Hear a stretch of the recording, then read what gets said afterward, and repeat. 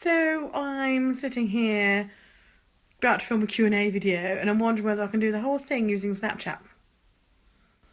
Ha ha ha ha, don't worry, I'm not going to. I'm just a little bit addicted at the moment with using Snapchat filters, as you may know from Insta Story.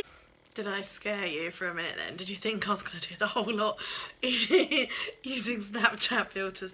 I love Snapchat filters. I usually use the bunny ones, but I love any of the ones that have got glasses on. I don't know, I think it's because I'm not a glasses user. And I really like nerdy, you know, like the big nerdy glasses. Sorry, actually, is that like taking the mick out of people who wear them? I don't know, because John wears nerdy glasses and he likes nerdy glasses and wears nerdy glasses. I don't know. Anyway, I quite like using the filters with nerdy glasses on. Particularly the bad beauty ones, but then I saw that unicorn one, I was like, holy moly. And you know what? If I thought it wouldn't really annoy the crap out of you guys, I would do a whole Q&A using it. Except you can only record like 10 seconds and I'd be like, oh my god. Because look, on my Q&A, that is one side of A4. And then there's that. These are the questions from Instagram and Facebook.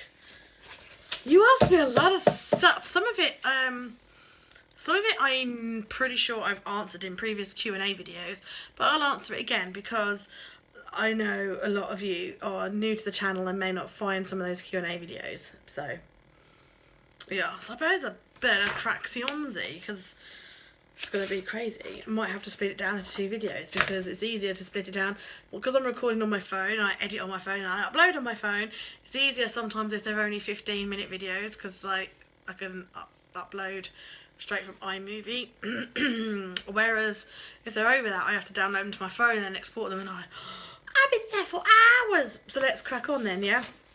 I'm not going to say who's asked me these questions because I don't want to butcher anyone's names, and you know which is your question, and if you want to know who answered that question, then you can just look on social media. So,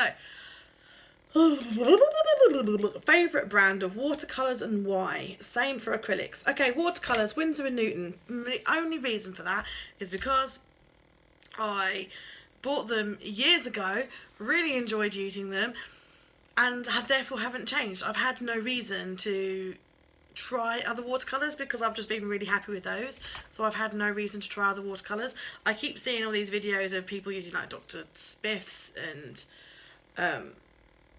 I don't know, like loads of different ones, and part of me would like to try them, and I guess at some point I will, but then I'm really happy with the watercolours I've got. So if I'm spending more money, which I don't actually spend that much money at the moment, if I had more money to spend, then I would buy more stuff, buy more art supplies. But if I have got the money to spend, then I'm probably likely to buy something like totally different, like a different supply rather than more watercolours. I don't know, but yeah, I don't have like much money to spend at the moment on art supplies and stuff. So favourite of acrylics. I'm not massively brand loyal with acrylics, but I do rather like Liquitex, and I'm absolutely loving the Dilutions ones. I got them into the shop because I like the Dilutions brand, and I thought I'd better try them myself, and I absolutely love them because they are just such beautiful rich colours, and they are just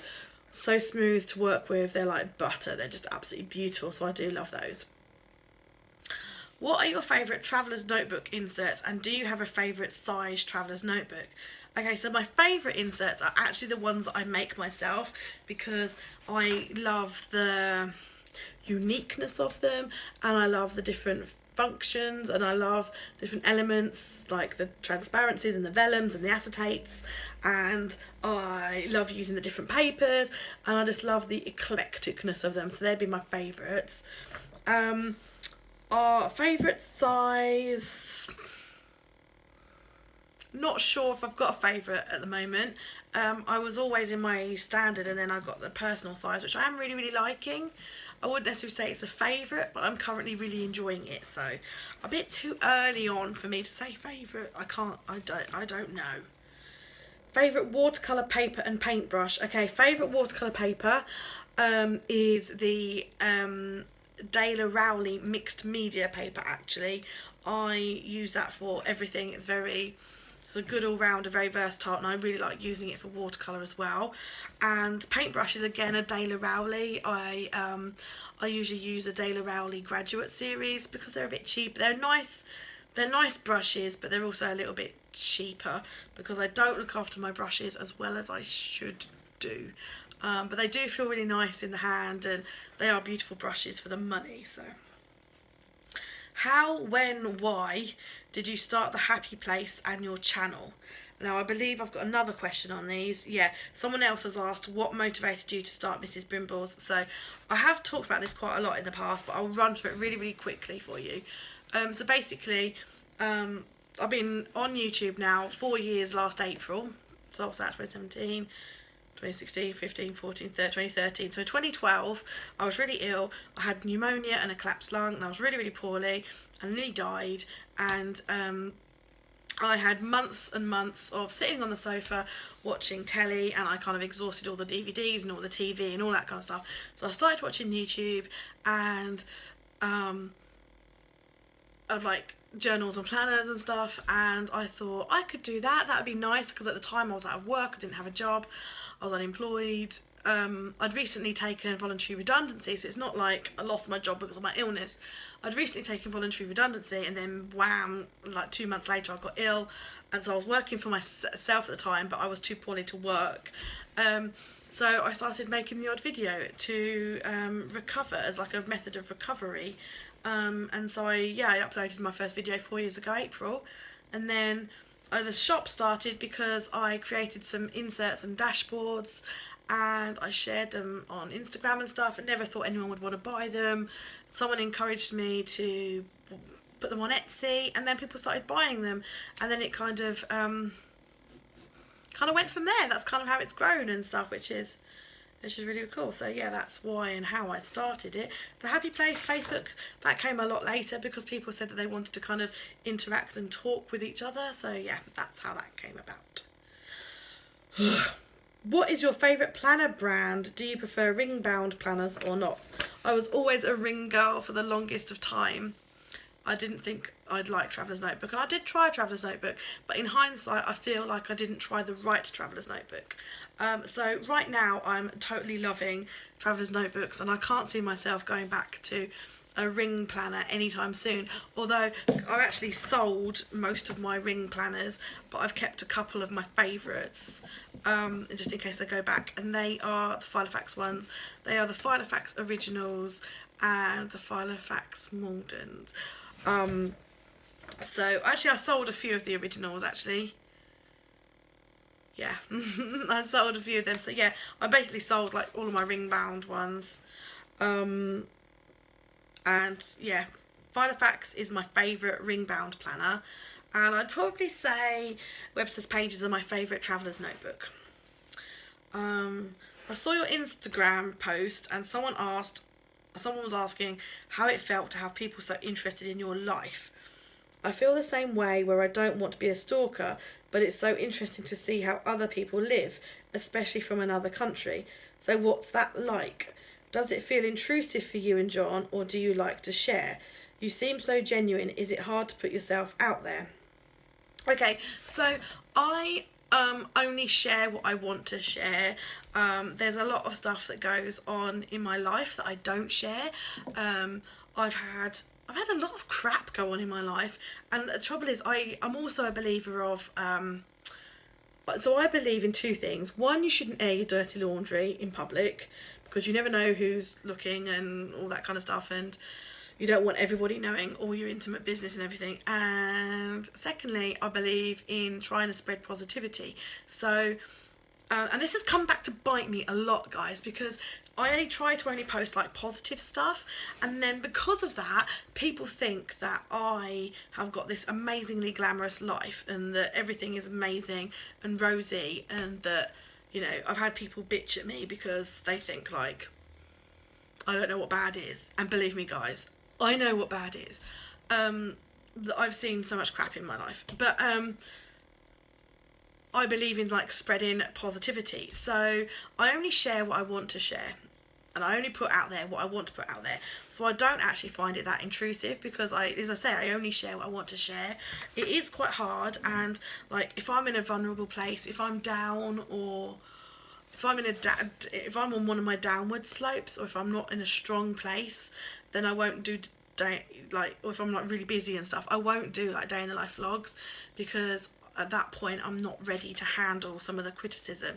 Because however way you live, people have always got a comment about that. People have always got an opinion on how you live your life, and so yeah, I don't tend to do that. And equally on this channel, I don't tend to mention the food stuff so much anymore, because people were confused, because I was talking about like being vegan most of the time, like in what I eat. People can't get their heads around it. People either think I'm really unhealthy and should eat a bloody steak, or people then get really upset with me if I go and eat ice cream, have a pizza, or own a leather planner.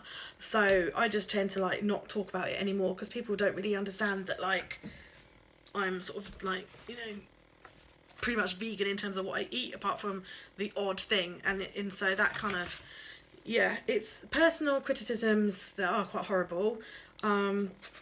So you kind of have to be in a strong place sometimes. So yeah, I literally only share what I went to share. I try and be as genuine as possible, because I believe in honesty and genuine, and I think people can very quickly see through what's fake. So I try and be as genuine as possible.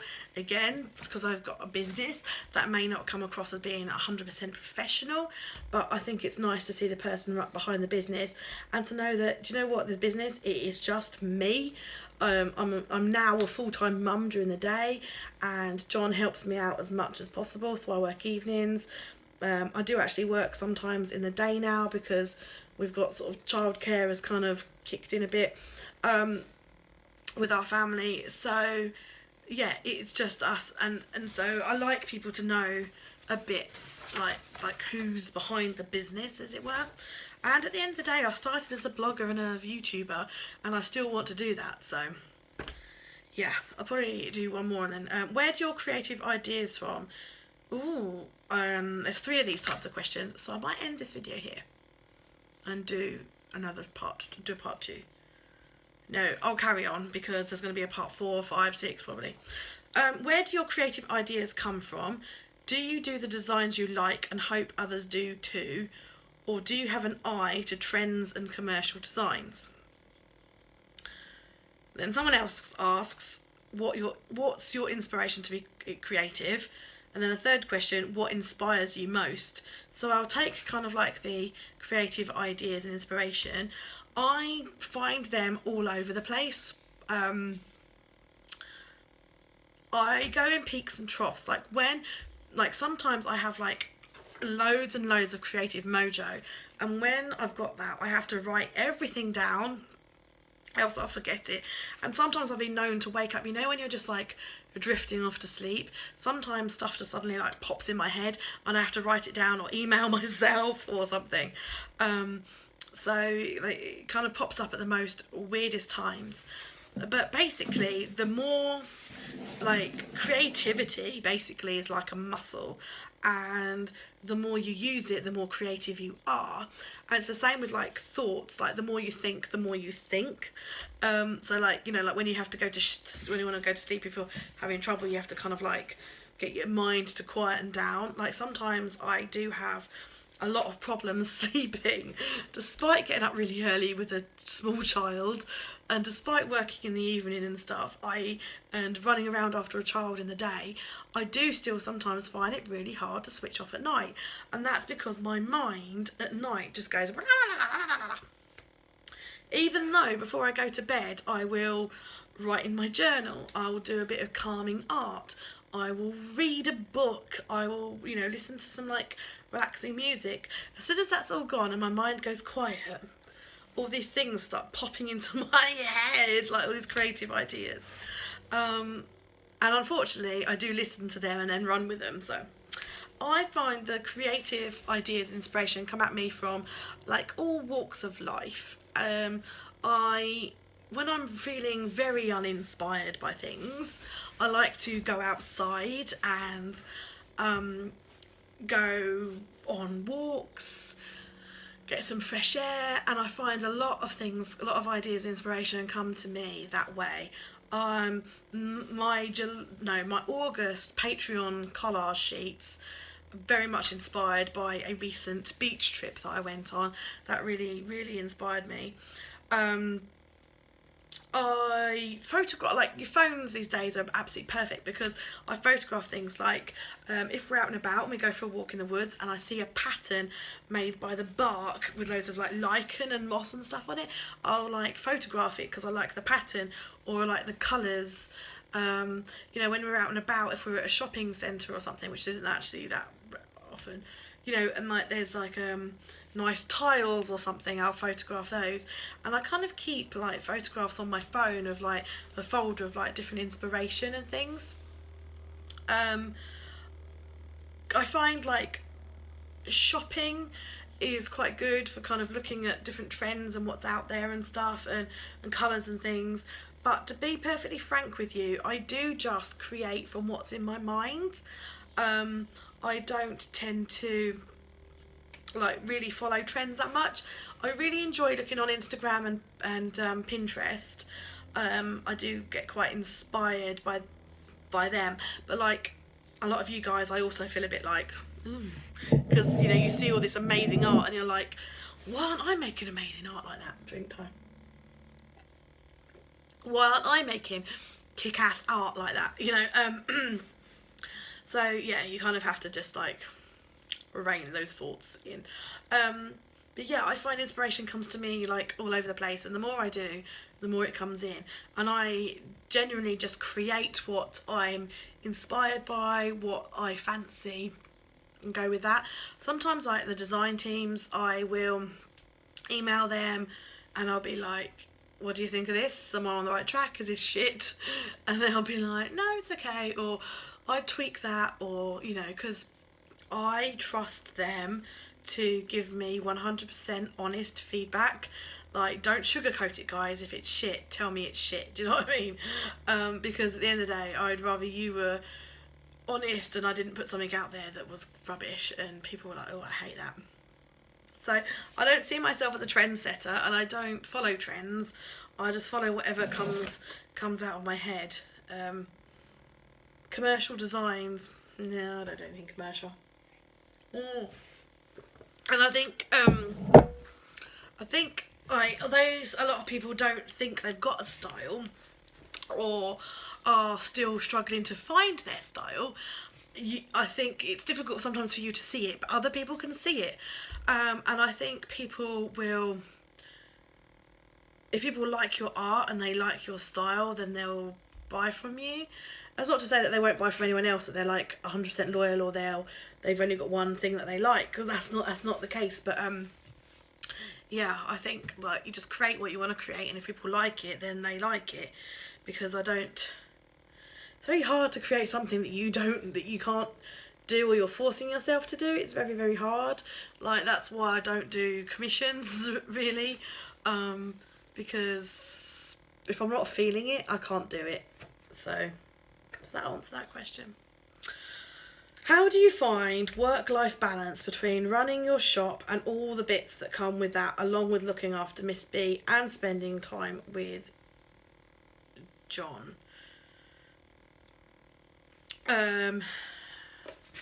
How do I find the work-life balance? Right now, it's kind of working. Finally got to the place where it's working. I've sort of tried all kinds of things, different working hours, like getting up ridiculously early so that, you know, I worked before anything else, but then, you know, and working late into the night and all that kinds of thing. But it is blooming hard, and one of the things that has really helped with that is letting go of the Brimbles box, dare I say. That has released so much time. It's not until that I let that go that I mean, I knew that I was drowning. I knew that I was drowning in work, but equally, you know, I couldn't get anybody else to help me with that work because you know, that it was a lot of work, because basically there was a lot of toing and froing with printers, a lot of toing and froing with the companies like the suppliers, and a lot of toing and froing with emails and things. But that work wasn't like, it's like sometimes there was a lot of emails, like particularly people who were interested in signing up. There was a lot of work involved in the emails and stuff, but that necessarily wasn't bringing in the money to necessarily pay for someone else. So it was all me, with a little bit of help from John. John has a full-time job, so you know, it was, you know, when he was working full-time, it was just really difficult to kind of help. But you know, he did in the evenings and stuff where he could, and at weekends. But equally, it was really important for us to have some family time too. So it was blooming hard, and I got to the point where I just had to be, look, you are doing the best that you can do, and that's got to be it. That's got to be enough. And you know, you've got to get to a point where, yeah, you know, like, I want to deliver really good customer service, because that's what I hope I'm about. But equally, if I burn myself out, I cannot be a mother, and I can't work. You know, if I have a mental breakdown, then that's it. That's gone for good. So equally, you know, I needed some time off. So I set like working like I didn't work at weekends, bust my guts out during the week, but not work weekends, because I need that family time and that relaxation time. But as I say, now things have kind of sorted themselves out. So we've got like different kind of childcare arrangements going on. So that's helping. So has been difficult, but I think you kind of have to try a few things, and we have tried a few different scenarios and things, and now it seems to be working okay. So that's good. And I think, do you know what? You know, I spend all my time with Tiddler, and I just think that if, you know, like I read with her, I draw and paint with her, I teach her the alphabet, I teach her numbers, I do all this, I give so much to her during the day, I cook with her, I take her to groups, we go out in the garden, we go for walks, we go to the park, I do all of that, right? So if I put the TV on for half an hour, that does not make me a bad mum. It gives her a chance to chill out and have some calm time while she's watching something like Peppa Pig or Ben and Holly or Charlie Lola. And if that means I can like grab my phone and do a bit of work, then that's fine, because at the end of the day, the money that I earn pays for her to eat, you know. So I don't think it makes you a bad mum just putting them in front of the TV for a bit. They also enjoy it, and I think they also need it. You know, they need that kind of time to chill out themselves and watch a bit of TV, and they learn from it as well, I think, like different vocabulary and stuff. So I don't think personally that makes you a bad mum. If it does, well, if you think that makes me a bad mum, then so be it. Do you miss planning putting the Brimbles boxes together? No, I don't actually. I thought I would, but no, I don't. Because I'm still doing what I really enjoy doing, and it's what I wanted to get back to. What I really enjoy doing is the creative stuff. I enjoy doing the art, I enjoy doing the painting. What I hated was all the admin, as I said, all the emails, all the toing and froing with suppliers and printers. I hated all of that, I really hated all of it, and so no, I don't miss. I miss seeing the final box, and I miss seeing the products, but I don't miss putting them together at all, to be honest. Very, very time consuming, very, very draining. And yeah, I'm actually really loving where I'm at the moment. So work wise, I'm doing the Brimble Sticker Club and Patreon. And yeah, I'm not earning as much money as I did with the boxes, you know, so we've had to adjust our life a bit, you know. But I'm happy, and I think that's all that matters, is being happy. And you know, as long as I've got food to eat and clothes to wear, I'm not really a big shopper anyway of clothes, then I'm happy. But yeah, so no, I don't miss them. I know a lot of you do, and I know a lot of you were really peed off with me that I decided to stop doing them. But yeah, there's so many boxes out there, it's hard to compete, you know. There were so many out there, you got so much choice, and trying to give your all every month was quite, you know, it's quite exhausting. And you guys had got so much stuff that you kind of like, you know, you were like unsubscribing and things because you were like, I've got so much stuff, I can't do any more with this stuff. So I made the decision, that's it, it's time consuming, it's not what you guys wanted anymore. You know, there were like suggestions and things. You still wanted the stickers, so I was like, yeah, I'll still keep doing the stickers. And so I decided to kind of streamline a bit and focus on doing a couple of collections a year. Like I'm going to be working on a bumper Christmas one, for doing a memory keeping thing during December or Christmas period. That box is going to be sort of like geared towards that, and that's what I wanted to do. I wanted to have more time to put more into like those collections and things than to just be kind of frantically trying to do it like every month. So I'm actually really excited, and I'm loving life at the moment, and I'm loving work, and I'm loving where everything's going. It doesn't feel like work because I'm creating more, and that's